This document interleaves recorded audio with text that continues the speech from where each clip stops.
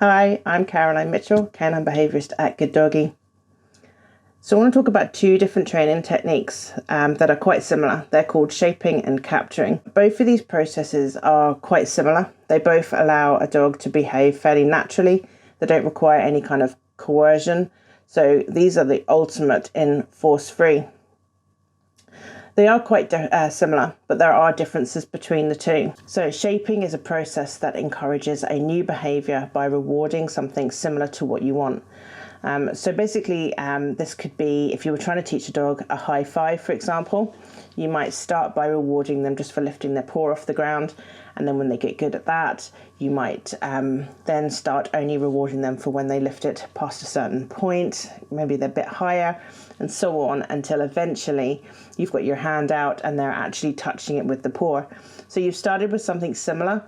And as they've got the hang of that, you kind of just keep changing the boundaries a little bit and keep just pushing the behaviour and encouraging it in a certain direction. With capturing, what you're doing is you're rewarding just accidental behaviour that you want. So if you wanted your dog to look at you on cue, you would just simply start rewarding them every time they did that. So you could be walking around the house, you could be sitting in your chair, out for a walk together, in the garden, anywhere at all. And at some point they will volunteer this behaviour to you by accident, and you'll give them a reward for that. Eventually, just like with giving a paw, they'll start to get the idea, and then they'll start doing it on purpose. And once they start doing it on purpose, you can give it a label and a new behaviour has been born. So I talked about these two types of behaviour, but I also said that I want to show you how to use a clicker in conjunction with these two kinds of techniques. So why is a clicker perfect for this type of training? Well, it works on a couple of levels. The first one is it works as a predictor of a treat. So once the dog's been introduced to that clicker, they'll hear the click and then they'll go, woo, I'm going to get a treat. So this is powerful on its own. Just knowing that you've done something that will earn you a treat is really, really good way to train. It's very precise. The click happens very quickly, and because it's so precise, the dog can very easily understand what it was they did that was the right thing. So we'll see later on how that fits into those two kinds of training processes. So while the dog is sitting there waiting for his treat, he's had his click, he is now in a state of anticipation. So clicker training triggers anticipation. And this is a great feeling. So don't underestimate the power of anticipation. We all feel this anticipation feeling when we're waiting to go on holiday or on Christmas Eve or something like that. My own dogs used to get this. I used to feed them from the big bowl on Christmas Day because they'd get a Christmas dinner. And as soon as they saw those big bowls come out, you could see their behaviour changed. You know, they were anticipating now getting their Christmas dinner. And I didn't feed a Christmas dinner very often. It doesn't take very long before they start to realise that this bowl is different from the other bowls and it's associated with something good. Pavlov's dogs, if you've heard of them, maybe you have if you're researching dog behaviour, were the same. As soon as a person with a lab coat came anywhere near them at a certain time, they started to salivate because they had associated that person in their lab coat with getting their dinner, and they started to anticipate getting their dinner. So this is triggering a natural, lovely feeling. The byproduct of that is that it boosts confidence. If that's not enough, on a deeper level, the click can trigger the same happy feeling that the reward itself would deliver. So if you give your dog a treat and it makes him feel good, when you introduce the clicker to them in the proper way, the click can trigger that feeling. Whenever you do two things at the same time, often enough the brain gets really confused by them. So this is why the click noise can trigger the reward feeling. So this makes a very, very good training tool because you can click lots of things. Your dog will feel good about what he's doing. Naturally, he'll want to try and do more of it because he feels good about it. It's really the one big driving force that helps us all decide how we're going to behave. We do the stuff that makes us feel the best. So if we can start making him feel good about little random things, then he'll start to choose to do them more often. It also means that we don't have to interrupt his good behaviour to stop and give him the treat or to play with the toy to give him that kind of reward. with something like loose lead training, this can be really beneficial and really speed things up, because while you're walking and the lead is loose, it's getting his clicks and you get to just keep on going. And then when you've done a little section of lead walking, then you can stop and pay out. So what happened was he got the clicks because he was doing a good job, made him feel good, started to anticipate getting his reward. Then he got his reward at the end. So it's like about 5 rewards in one. It's really such a lovely way to train a dog. But it allows you to get behaviours you perhaps wouldn't be able to get using other methods. So, for example, you might be thinking about an anxious dog or a rescue dog or something like that, some dog that doesn't like to be lured, and it teaches them to think for themselves. When we start using the clicker with shaping and capturing, the dog then starts to try and find ways to get their rewards. They're trying to understand what we want, and they're trying to change and do new things to impress us and to get those lovely rewards. So what kind of problems can you solve using these combined methods? Well, honestly, you can solve almost anything using these methods. You can work on aggressive behaviour. I used the clicker to help a dog that was being very aggressive towards house cats that he'd moved into. It was a brilliant way to capture perfect little behaviours that he was doing in between and encouraged him to do more and more and more of those. By rewarding accidentally good behaviour, you can work on lead pulling, you can work on dogs that range out, territorial behaviour, reactive behaviour, fear-based anxiety. A dog that's unsettled around a new baby, we can use shaping to encourage them to choose more and more appropriate behaviours rather than getting stressed and pacing and being upset. We can help them learn and perform new things which are much, much better, and we can reward those so they become new preferred behaviours. We can teach them tricks like sit or touch, but you can go really complex. Trainers that train dog actors use both of these methods to create the behaviours that they're going to need when they are working with a dog on set. It's used in scent training. Honestly, the list goes on forever and ever and ever. There are very few things that you can't use a clicker in combination with capturing and or shaping to create a new behaviour that you want. So if you're going to do this, you're going to need to introduce your clicker to your dog. So the first thing we're going to do is get a big handful of his absolute favourite treats, but get small ones because he's going to get loads of them. The aim of this is to give him a treat and a click exactly the same time. So you're going to hold your treat out for him, and as he takes the treat out your hand, in the background you're going to press your clicker. So his brain is going to hear the click and receive the food at exactly the same time.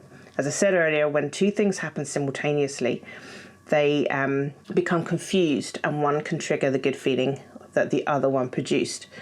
This feeling's a little bit like nostalgia. So whenever you were younger, maybe now you'll hear a song on the radio, it'll take you right back to that place. It makes you feel like you felt at that time.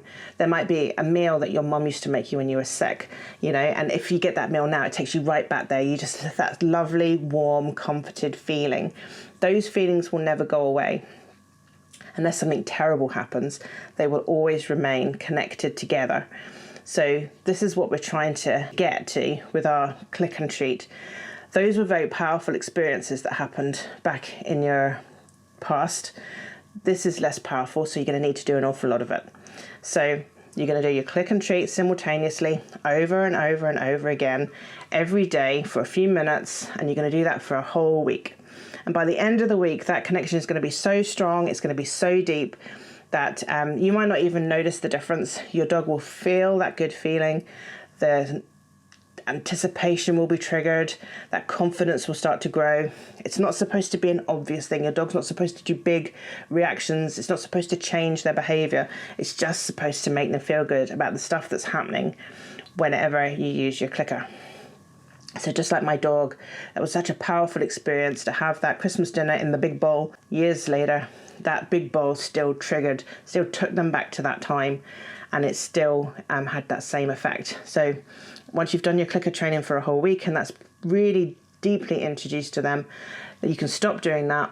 and then you can start moving on to using it in real life. Don't worry, they're not going to get a treat for every single click, and actually that's part of the point. We want to trigger that nostalgia, and we're not going to get that nostalgia, that anticipation, unless there's a delay between the click and the treat.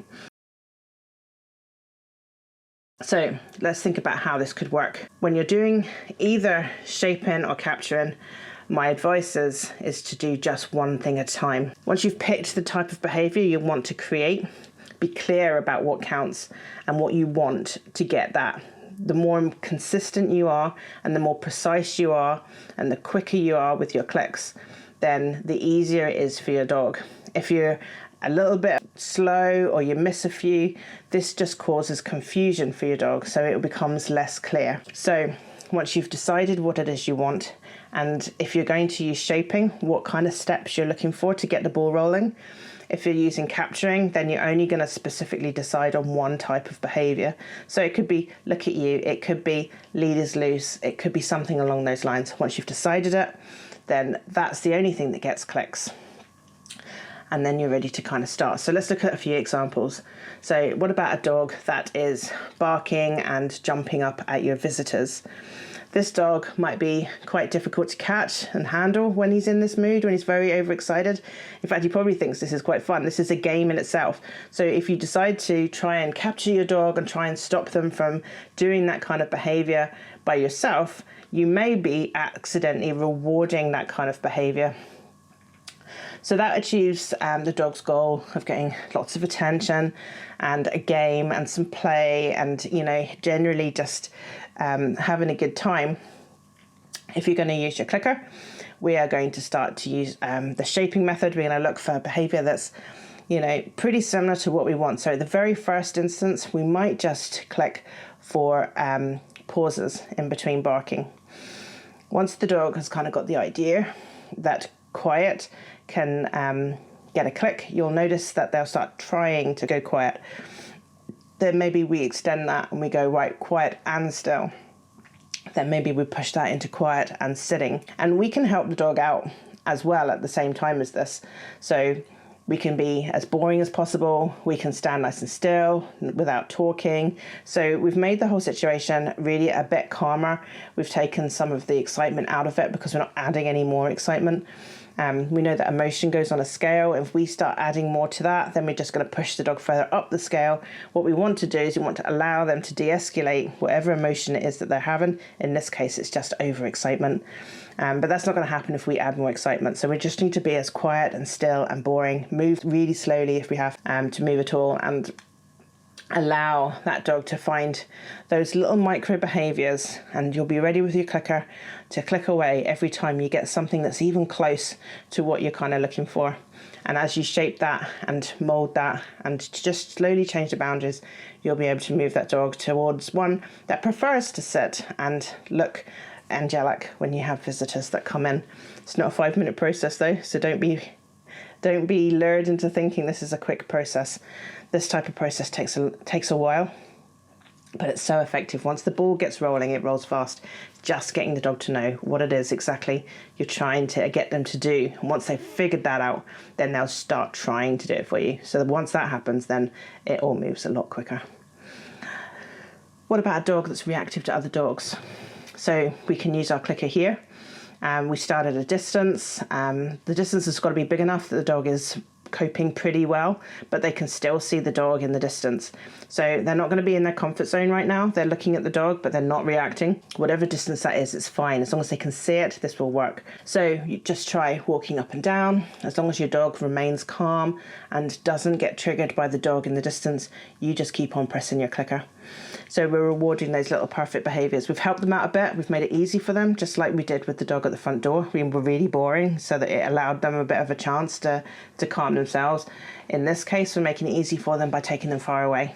And you just walk up and down. You can walk in circles. You can practice anything that they know, all of their tricks they know, their basic training, even if it's just a sit. Or look at me, introduce touch, something like that. Get them doing something that can be rewarded, and just click, click, click away.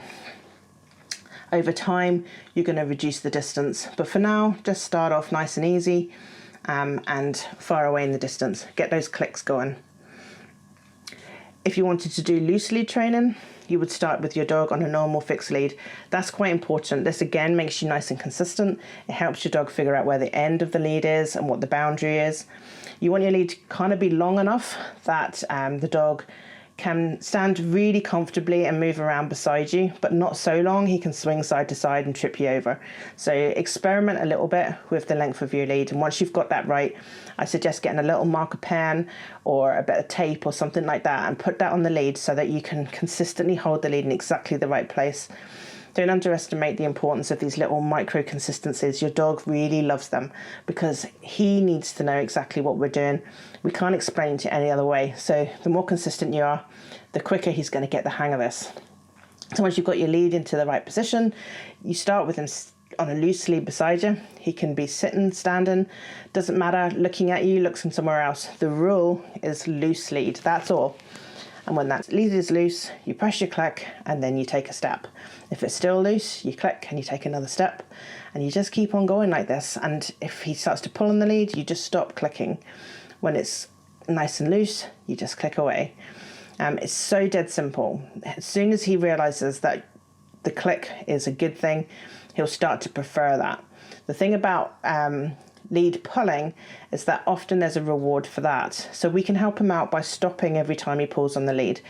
The lead pulling reward will probably be that he wants to get towards something. He wants to reduce the distance between him and it. He wants to get to a sniff. He wants to get to another dog. He wants to get to the park.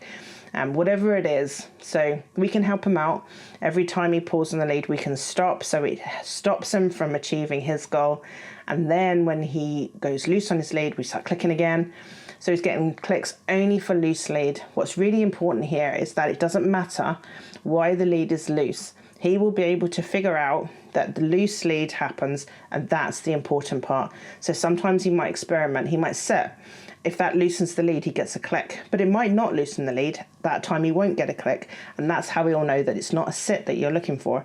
He might look at a bird that's flying past and move accidentally. He'll get a click for that, but another time he might look at a bird and he might not loosen the lead. He won't get a click for that. So he'll start to work out what is the right thing and what is the wrong thing, and the overriding factor here is always going to be looseness on the lead. So it doesn't matter what he's doing, as long as it's not terrible. When the lead is loose, just click and go. And when it's tightened up, help him out, stop moving and let him relax again. I also talked about cat aggression earlier and how to do this. Be very, very careful when you're working with a dog that is aggressive towards other animals, other people, things like that. Safety is always your biggest priority. In our case, we were using a safety gate to start with, and we introduced a lead and muzzle later on into the process. But essentially, we just started with the dog making a preferred behaviour. He would stare at the cats, bark at the cats. So if any of those things changed, if he disengaged, if he broke a stare, if he went quiet, if he lay down, if he sat, if he licked his lips, scratching. By the way, lip licking is not a sign that your dog wants to eat your cat in this scenario. Lip licking here is a thinking behaviour, mildly anxious. The same kind of behaviour you might do if you were trying to figure out a crossword puzzle or do something like that. You know, you might scratch your head. In this context, that's what that will be for. Any kind of calming behaviours, though, we were looking for, yawning, that kind of stuff, even displacement, like drinking water, scratching, anything like that. So we were using the shaping technique here to reward anything that basically wasn't aggressive behaviour towards the cat. And we know aggressive behaviours include staring, stiff body, stiff shoulders, and anything above that. So tail twitching, it could go on then to kind of whining, barking, lunging, and so on, all the way through to some really full-on dangerous aggressive behaviours. But we started just by rewarding these. It didn't take very long of doing that before we were able to use a lead and bring the dog in, and we kind of progressed from there. So you can see how that could work for that. Once the dog was in the room with the cats, with the lead on and the muzzle on, we just repeated the same process over and over again. The dog preferred the behaviours we were clicking for and then tried to do more and more and more of them. And that's how that dog was able to form a new behaviour around the cats. And in this particular example, I heard from them very recently, and the cats love him and he loves the cats, and they're rubbing themselves all over him all the time. So I'm very happy that that's turned out brilliantly. But again, with something like that, safety first, and really, really, really allow plenty of time. Don't push too hard, because when you do that, you force the dog into a situation where they might make a mistake, and that's a huge setback. These people were great. They took their time, they followed the instructions perfectly, and they didn't rush it, and that got that amazing result. So what I haven't spoken about so far is when to treat. We've got lots and lots of clicks going on, but clicks do ultimately end with a treat. So when we introduced the clicker at the start, he got one click, one treat simultaneously over and over and over again. But as I said, at the end of the week of introducing that, that all stops. And then we start to move into real life. So those examples I just spoke about there, he's going to get much, much fewer treats. So let's think about how we are going to reward them for their behaviour. So I like to think that for each piece of work, the dog gets a treat. So let's think about being reactive to a dog. If you can see a dog in the distance, you've created lots of space. As you walk past that dog at that big distance, you're going to be click, click, click, click, click as you go all the way by. Once you've walked past that dog, that's one piece of work, so they get one treat. If they come back and do it again, another piece of work, another treat. With things like barking and jumping at the visitors, once the visitor is in that process, they'll have got 20 or 30 clicks maybe. Once the visitor is in and everybody's calm, one treat. With the cat aggression and the loose lead, becomes a little bit less obvious, because those things could go on for ages. You might decide to do a 15-minute session with your dog. There's no beginning and end. 15 minutes is too long to expect your dog to go between getting his clicks and getting his treat. So break that down into small parts. Maybe just a minute of training, or even 30 seconds. If it's actually really hard work for them, then smaller groups is better than long ones. That dog that was doing loose lead training might in 1 minute have got 100 clicks, maybe. Perhaps they're doing really well and they've worked really, really hard. So maybe break that down into 30 second bits. But if it's taking a bit longer, then 5 minutes, and then you stop and give them a treat. Judge the situation, but think about it as a piece of work rather than one per click. Remember, we want them to have that anticipation. We want them to hear the click and know that the treat is coming, to build that happy feeling inside so it grows and grows. If you're doing something and they're walking past another dog and they get 15 clicks, every time you press that clicker, that gets stronger and stronger and stronger. So this is how we use a clicker to either shape or capture a new behaviour. Don't get carried away with the titles. You can use a little mixture of both. The most important thing is that you're very clear about what it is you're trying to get your dog to do, what your end result is, how you're going to get there. Are you just going to go straight for the new behaviour, or are you going to try and change something similar into the behaviour that you want? Be clear about what the dog is going to have to do to get their clicks. Be precise, pay attention, and you can do almost anything. Let me know how you get on. I'd love to hear about your stories. I'll speak to you again soon. Take care for now. Bye-bye.